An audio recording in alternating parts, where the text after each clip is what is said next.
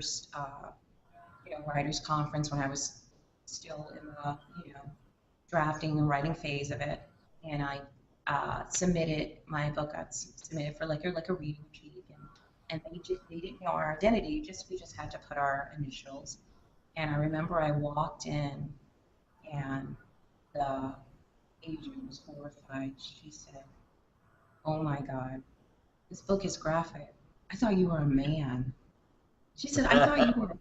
She said, "I thought you were a white man, not a black female." And I was like, "I'm sorry." My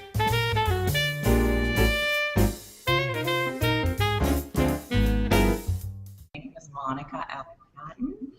I am a writer, a playwright, and a performer.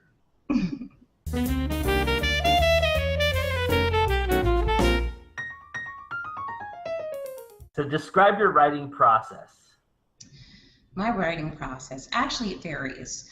Of course being a skilled writer, you want to take the premise, you want to develop that into like an outline, of course. You want to do your character studies. And what I like to do is my favorite part of this process is the chapter plot, because I'm all about having a roadmap. So get the roadmap, even if you don't know exactly all the steps in the middle, know how it starts, know how it ends. Being from the stage world a little bit, do you find you follow a 3-act structure when you write as well in fiction? I do. I mean, I feel like one thing lends itself to the other, and having been blessed, thank you universe, for being in theater, show business for a long time. I do characters. I play pretend for a living. So I always feel like my strong point is getting into the head of the character. And it's so funny, I have a daughter, one daughter, she's a preteen, and when I'm writing, she's like, "Mom, are you okay? Or are you writing?" Because I'll literally like think about the character, and if they're in like a moment where they're crying, I'll be sitting there in front of the computer crying. I'm like, "I'm just writing, darling, don't worry." She's like, "Okay." I think it's also, as an actress, we think about layers. Mm-hmm. Layering. What's the moment before? And as a writer, I'm always thinking about the moment before, and I don't want, even my antagonist, I don't want any stock characters. I don't want anyone to be like really good or really evil, because people aren't like that. Yeah. People are layered, and certain layers are easier to get to and to spot. But you mentioned how you tend to put yourself into the moment that you're writing. So was there a scene that was really hard for you to write, and how did you overcome writing it? It's a steamy psychological thriller, so somewhat erotic. So, there were breaks that needed to be taken.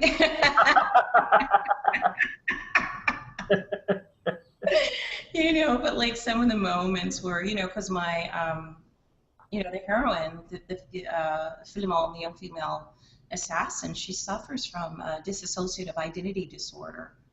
It's a lot of moving in and out of the characters, and it's her journey to become whole. So, there were moments where in the book that it is painful.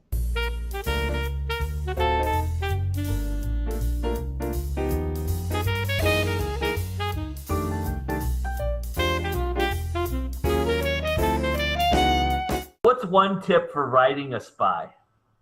You have to remember that they're people. They're people with problems, with aspirations, with dreams, but they have a deadly set of skills. You know what I mean? Yeah, sure. And I think that is with any character, you have to steep in realism, even if it's heightened. It has to come from a real place. So there's no judgment here, so feel free, but what was your favorite kill scene to write? Oh my God. God. Well, there's two. So early on in the book, when she's still deep cover, so one of the things she says, well, if you can't change the game, change the play. And so she takes the machine gun, she tapes it to like a spout and then tapes the trigger back on itself, and just the bullets start flying, which of course they're in the warehouse and they just come running out and everyone's running and they, you know, shooting at phantom assassins, but they're just running out. But that was her intention, was just to get them out just in case there was a plant inside. Oh, neat. Yeah, so that was one of my favorite. I did a lot of research on different weapons and stuff, and I was just like, but I was making sure not to add like president and bomb, because I knew like the government would probably like come down on me, because it's like, Yeah, you may be in Canada permanently after that. I was very mindful of all the research I was doing, but I just I needed to like know all this weaponry and like how it worked and how to assemble it, and and then my second favorite is a car chase scene. And she kind of does this kind of Tokyo drift, and like while the car's drifting, like the person that's chasing her has a bulletproof car, so she's like, well, what can I do? I'll just shoot their tires. You know what I mean? So, and then she kind of does this like Tokyo drift and shifts into other gears, and then goes up like the exit ramp of an expressway to get away. But it was a really kind of like cool chart. I'm definitely an action adventure. Yeah. Like and I will give you a love story, and I will give you, but like I'm not the girl that goes to the chick lit movies. I'm not. I'm just like, what, like Star Wars, or what, like the Terminator, or like a Transporter. Yeah. I love like stuff like that, because it's choreography. All that is choreography. So, if you were a spy, what would your alias be? Oh my God. Well, I kind of have one already. My friends call me the Duchess. Oh, nice. Because they're like, you're royal, but you still get into a little bit of mischief. And I was like, because a queen has to be Proper. well, she has to be proper. She always has to be thinking about her subjects, and the Duchess, she can show her ass. Maybe I should ask the Duchess this question then. What's her go-to craft cocktail? Oh my God. Well, let me tell you what the Duchess had last night. She had a 3-ounce, because I'm in Canada. They got to go by the ounces, which kills me. I had a 3-ounce, a little dry, a little dirty, not salacious, just a little dirty, Stoli martini. It's Stoli. I'm either a Stoli or a Kettle One. Of course, always wine when I'm writing. What is the hardest thing about being an indie author? I think that being a writer is so solitary, and I think that me coming at it after having, still in this career has been a plus. Because you have to have a platform, and touring. I'm really have the advantage of reaching a lot of people, and being a performer and all that gives me an additional platform, so that helps. So I think sometimes that and I'm so used to interviewing and stepping out and all that I remember when I went to the conference, and I'm representing my genre, my book, so I'm there with like a white suit coat and like a black cat suit and thigh-high boots, and they thought I was crazy at that conference. Hey guys, how are you doing? And they're like, whoa, so much personality, like what's happening?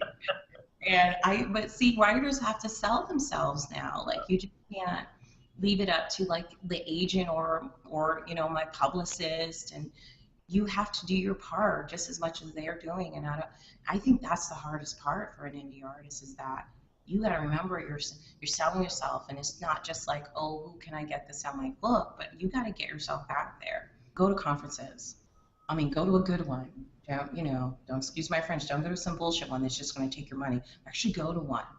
Do those reading critiques. Stand up in front of all those people, and you read your stuff, and you be tough enough to get the criticism, really good criticism, and you actually use it. You know what I mean? But put yourself out there, even if you feel like you're not ready. Put yourself out there.